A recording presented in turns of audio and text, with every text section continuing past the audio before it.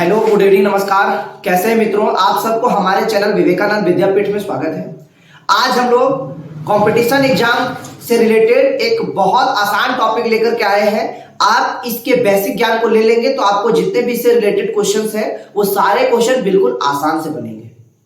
जो आपका सांख्यिकी का जो है माध्य, माध्यक, बहुलक, परिसर, ये सब जो चीजें हैं बहुत सारे बच्चे को समझ में नहीं आता है, तो आज आपको समझाने का जिम्मा हम ले रखे हैं। केवल आप इस वीडियो को स्किप मत करिएगा, बने रहिएगा हमारे साथ, आपको पूरा आराम से समझाया जाएगा।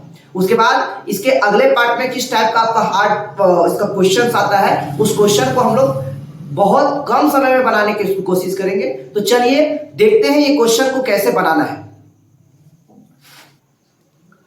देखिए, सबसे पहले हम लोग को माध्य लिखा है, हम लोग माध्य को सीखेंगे। उसके बाद हम लोग माध्यिका को सीखेंगे, उसके बाद बहुलक को सीखेंगे, उसके बाद परिसर सीखेंगे। आज केवल हम लोग इसके बेसिक को लेंगे। तो देखिए, सबसे पहले आपको माध्य निकालना है। माध्य निकालने के लिए करना क्या है, जो भी आंकड़ा दिया हुआ है, ये सब जो दिया हुआ है लाइन में, इसको बोलते हैं हम लोग आंकड़ा। ठीक है, माध्य में जो भी आंकड़ा आपको दिया हुआ है, इन सारे आंकड़ाओं को जोड़ दीजिए, यानी जितना संख्या है सबको जोड़ दीजिए और गिन करके भाग लगा दीजिए। माने क्या कह रहे हैं, तो देखिए, जैसे ये सारी संख्याएं हैं, 6 जोड़, सबको जोड़ना है, 3 जोड़ 9 जोड़ 5 जोड़ 1 जोड़ 2 जोड़ 3, इस तरीके से सारे संख्याओं को जोड़ देना है। ठीक है, अब करना क्या है, ये कितनी संख्या उसको गिनना है, 1 2 3 4 5 6 7 8 9 10 और 1 11, यानी टोटल कितना संख्या हुआ हम लोग को, 11 हुआ। 2 4 6 8 10 और 1 11। अब करना क्या है, ये सारा को जोड़ के और जितना है उससे भागा लगा देना है। ठीक है, तो चलिए सबको जोड़ते हैं। 6 और 3 9, 9 और 9 18, 18 और 5 23 और 1 24 और 2 26 और 3 29, 29 और 6 35, 5 40 और 1 41 और 3 44, 44 बटा 11, क्योंकि यहाँ 11 है तो 11 का पहाड़ हम 44 कितना बार में, तो 4 बजे में 11 चौक 44, तो ये आंसर आ गया। इसका जो फॉर्मूला है वो हम नहीं लिखे। माध्य का जो सिंपल वाला फॉर्मूला जो आपका है, सभी प्रेक्षणों का योग, यानी संख्याओं का योग। योग माने क्या, जोड़ना, संख्याओं को जोड़ना है और जितना संख्या है उसको गिन करके हमको भागा लगा देना है, आपका माध्य बन गया। ठीक है, ये आप समझ गए। तो चलिए इसके आगे फिर हम लोग देखते हैं माध्यिका करना क्या है। माध्यिका में जो है, सबसे पहले जो आपको आंकड़ा दिया गया है, ठीक है, जो आंकड़ा दिया गया है उसको आप अवरोही क्रम या फिर आरोही क्रम, अवरोही क्रम या आरोही क्रम में सजाइए। आरोही मतलब एसेंडिंग ऑर्डर, इसको पहले लिख देते तब बढ़िया रहेगा। आरोही क्रम आप पढ़े होंगे, एसेंडिंग ऑर्डर और डिसेंडिंग ऑर्डर, यानी कि आरोही क्रम माने छोटा से बड़ा और अवरोही क्रम माने बड़ा से छोटा, यानी छोटा से बड़ा जो सजाते हैं आंकड़ा को, तो छोटा से बड़ा एसेंडिंग यानी आरोही और बड़ा से छोटा अवरोही। तो माध्यिका में करना क्या है, पहले आंकड़ा को सजाना है, उसके बाद हम लोग उसके आगे के प्रोसेस को देखते हैं। तो सबसे पहले हम लोग इसको सजाते हैं, दोनों में से कोई एक क्रम में सजाइए। चलिए हम आरोही क्रम में सजाते हैं, तो इसको मिटा देते हैं। ये वाला आंकड़ा सबसे छोटा कौन, तो 1, तो 1 लिखेंगे। काय वो 1 है, 2, तो 2 को लिख दे रहे। उसके बाद कौन है छोटा, उसके बाद 2 है, 2 तो 1 ही को। उसके बाद कौन है, 3 है। उसके बाद कौन है, 3 है। उसके बाद एक और 3 है। उसके बाद 5 है, 5 2 को है। ठीक है, यहां 5 2 को है। उसके बाद 6 6, उसके बाद एक 9। अब हम लोग इसको सजा दिए, आरोही क्रम में हमारा सज गया। अब सजने के बाद हम लोग को गिनना है कि ये सम है कि विषम है, गिनना है। 1 2 3 4 5 6 7 8 9 10 11। अब 11 जो है वो सम है कि विषम संख्या, ये आपको आना चाहिए। तो विषम माने बिन जोड़ा और सम माने जोड़ा, तो 11 क्या है, जोड़ा संख्या है? तो नहीं, ये क्या है, विषम संख्या यानी बिना जोड़ा वाला संख्या है। तो अगर विषम संख्या आ गया तो दोनों तरफ से इसको बराबर कीजिए, दोनों तरफ से बराबर गिनिए, 1 2 3 4 5,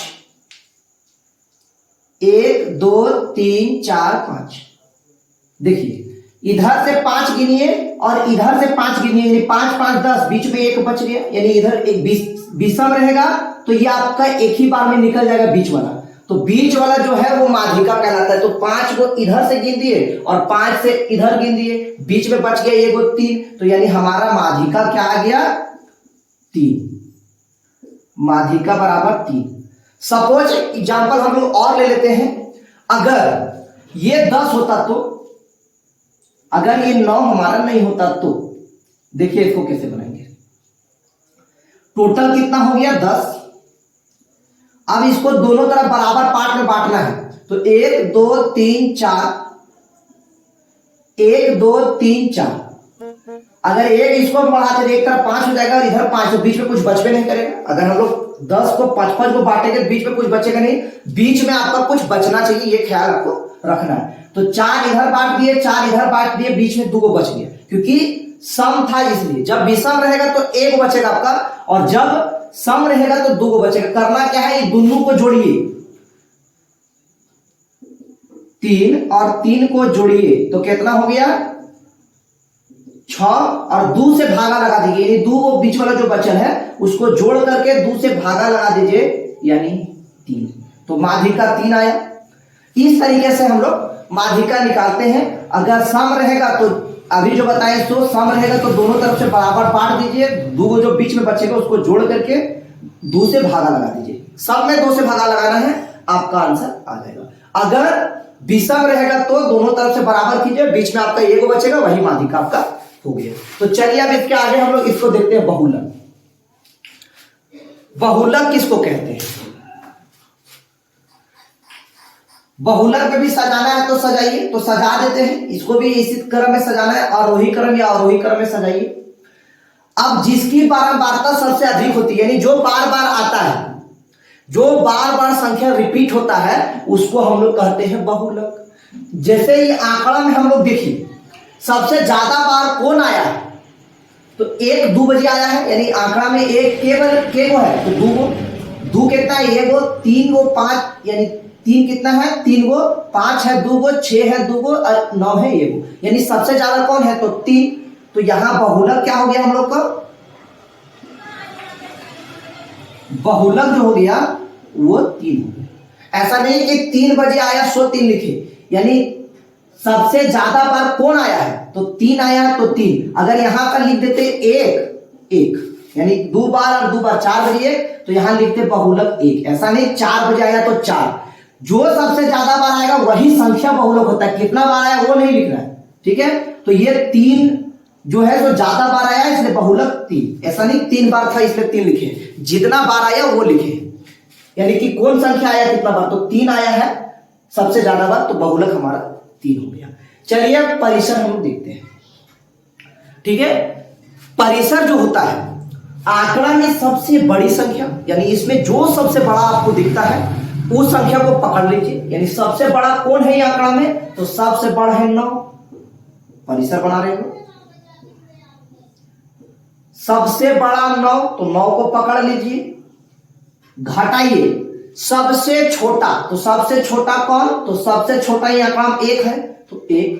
अब 9 में से 8 घट गया तो कितना आएगा, तो 9 में से 1 घट गया तो कितना आएगा 8, यानी परिसर कैसे निकला, तो बड़ा में से छोटा को घटा दीजिए तो क्या मिल जाएगा, परिसर मिल जाएगा, ठीक है। सब आपको समझ में आ रहा होगा। अब आगे एक हम लोग और देख लेते हैं, वर्ग चिन्ह। यह आपका बेसिक क्लास था, इसको केवल ध्यान में रखिएगा।